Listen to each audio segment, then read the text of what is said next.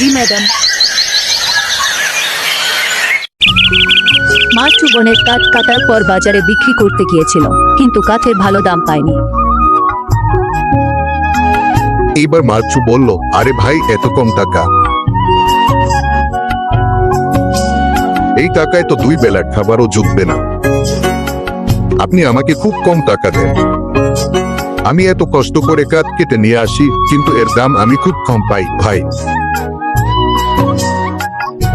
তোমার কাঠ এমনি এত দুর্বল যে আমি এর চেয়ে বেশি টাকা দিতে পারবো না।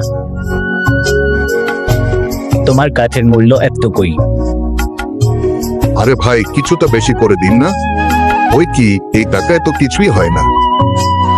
আমি কিভাবে আমার জীবন চালাবো ভাই? তুমি ভালো কাঠ নিয়ে আসো, তখনই এই কাঠের ভালো দাম পাওয়া যাবে।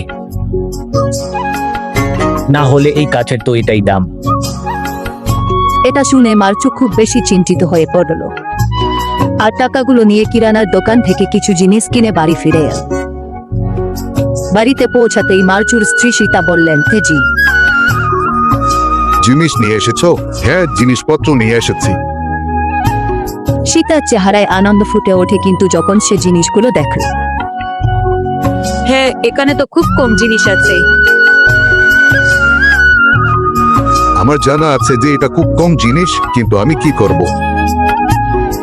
আমার কাছে যত টাকা ছিল আমি তত টাকারই জিনিসপত্র নিয়ে এসেছি। এভাবে আমাদের বেঁচে থাকা কিভাবে সম্ভব হবে? আপনি তো জানেনই আমরা কত কষ্টে দিন কাটাই। হ্যাঁ হ্যাঁ, আমি জানি, কিন্তু আমি আর কি করতে পারি? আমার কাছে এত টাকা নেই যে আমরা একটা ভালো জীবনযাপন করতে পারবো।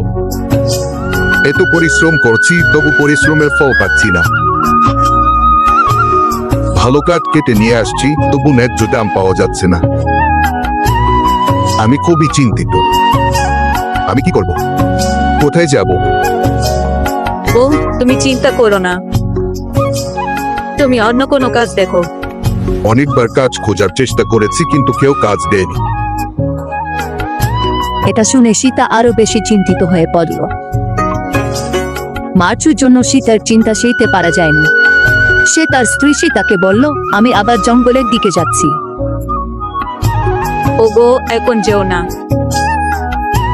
আসলে সন্ধ্যা হয়ে যাচ্ছে। তুমি কাল সকালে যাও, এখন যেও না। ঠিক আছে, যদি তুমি আমাকে থামাও আমি যাব না। আমি আগামীকাল চলে যাব। এরপর মার্চু গ্রামের দিকে হাঁটতে বের হলো।